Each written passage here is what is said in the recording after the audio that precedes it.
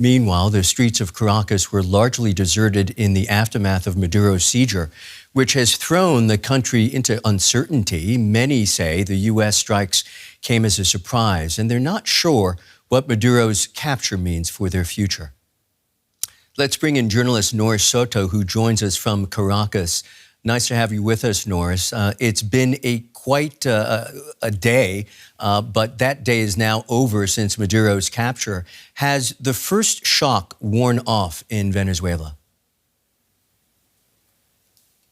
Hello, good morning. Well, it's really early in the morning in Venezuela. It's 7 a.m. And it's an uneasy calm.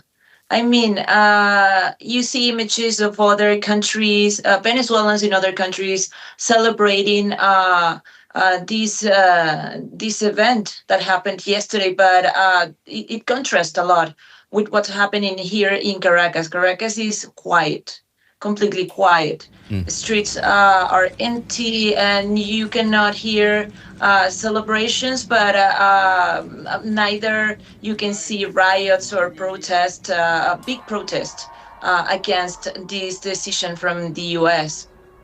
Also, you can see a little group of people gathering around Miraflores Palace, which is, the presidential palace, but it's a small group of supporters of Maduro who are demanding for him to be brought back to Venezuela. But that's it. There's nothing more happening in Caracas at the moment. On Saturday, we saw small protests from Maduro supporters in Caracas. Do you expect much resistance from them beyond that small gathering that you were mentioning? I think that people are still expectant to see how this a transition controlled by the U.S. and led by Delcy Rodriguez will unfold in the coming days. People are very expectant. I don't see much resistance. I see people trying to resume their daily life as soon as possible, because we are in a very, very complicated economic situation. We're facing 600% of inflation and a salary that goes lower than $3 per month. So people would try to resume their life, to go to work and make ends meet. But I don't see people on the streets rioting or protesting, or neither people trying to celebrate anything. This is all very new, and this is an event that will unfold in the coming days, weeks, and months even. Trump has said that he's not afraid of American troops on the ground in Venezuela. How's that going down in Venezuela? Well, like I said, there's a lot of confusion towards how Trump will manage this situation. We don't know if it's going to be troops in the daily life per se, like walking on the street and finding a Marine, a U.S. trooper or soldier on the streets. We don't know exactly what he meant yesterday. I think that he has much clearing to do before this starts to develop, or we start even to explain it. Venezuela's Supreme Court appointed Vice President Delcy Rodriguez as acting president. How are you and other Venezuelans processing that, along with Trump's announcement that Washington will run the country? Well, from what I've been able to talk to people, to hear, is that there are still fears that nothing's going to change, and that Chavismo will stay in power, but now led by Delcy Rodriguez. We need to clarify one thing. She took power, but not under the image of a complete lack of the presidency, but as a temporarily lack of the president, meaning that she can stay after the 90 days that the Venezuelan constitution states. She can renew these powers as long as she wants, approved by the National Assembly. So this means that she could stay before those 90 days without calling necessarily to new elections. And this is very dangerous. I mean, if you see it in a way, it could mean that she could stay over a year or more in power, as long as the U.S. Acts, and as long as she is able to negotiate with them. Okay. Journalist Noris Soto, thank you very much. Now, for more, I'm now joined by Jesus Renzullo. He is a Latin American expert and research fellow at the German Institute for Global and Area Studies. Jesus, thanks for joining us. Venezuela's Supreme Court appointed the Vice President Delcy Rodriguez as acting president. What does that mean for the country now in this situation? Thank you for the invitation. It was the logical transition, considering the hints that the United States government and the current configuration of power in Venezuela was.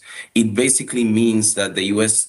does believe that the countries could go into instability if they do not maintain some of the current structure in place. It is also likely that there was some cooperation between the political elite in Caracas in order to take down Maduro, basically a sacrifice to maintain power. Now, it basically means that the United States government will be, at least in the short term, collaborating with the Rodriguez brothers, with the political elite in Caracas, to at least stabilize the country and make sure that it doesn't go into further crisis. Now, that's interesting because there was always this talk about a regime change, and keeping part of the regime in place somehow doesn't seem to fit. Also, Delcy Rodriguez came out in a statement during her press conference saying that only Maduro is the only legitimate president. So do you see a scenario where Delcy Rodriguez actually cooperates with Trump during the transitional period? Yes, there is the talk about regime change. We need to take into account there's a difference between regime change and change in the regime.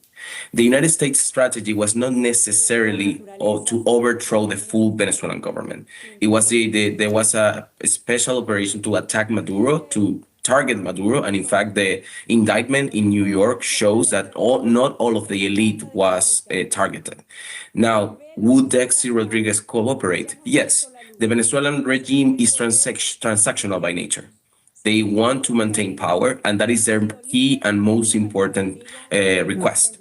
If the United States threatens that stability or threatens their power, they would do whatever the United States requests. That is the most logical action for the current elite. Now, what does that mean, the discourse of the speech of Delcy? This is internal PR campaign. Basically, they are trying to not betray their own narrative while still, through action, cooperating with the United States. If things don't work out according to plan from the US perspective, Trump has already said that he is not afraid of American troops on the ground in Venezuela.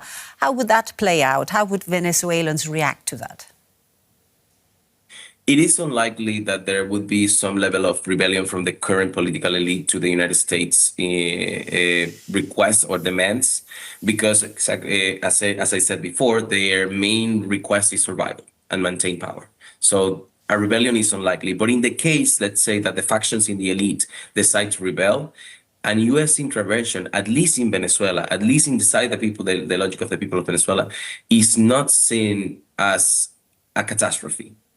We need to take into account that the Venezuelan population has been requesting liberation or freedom for years. In many ways, most of the population had lost hope of an internal level transition, and they have been requesting external support from that kind of action. Now, does that mean that it would be a positive action and a U.S. active intervention? Not necessarily, but it doesn't mean that the population is actively against that. Particularly if we talk about the diaspora is particularly supportive of that. Okay, Jesus, a very short answer if you could. Donald Trump already somewhat dismissed the opposition leader Maria Corina Machado as a possible replacement. And the current government is an interim regime, if you like. So who is going to run Venezuela in the long run? Brief answer, please. There is no key answer to that. on the short run, it's going to be the Rodriguez brothers, but Maria Corina Machado could recover some level of support from the United States as long as she plays her cards well. All right. The All right. future of I'm Venezuela afraid will depend on what the U.S. does. Probably have to leave it at that. So that question is still up in the air there. But Jesus Renzullo, Research Fellow, Giga Institute for Latin American Studies in Berlin. Thank you so much for that. Thanks to you.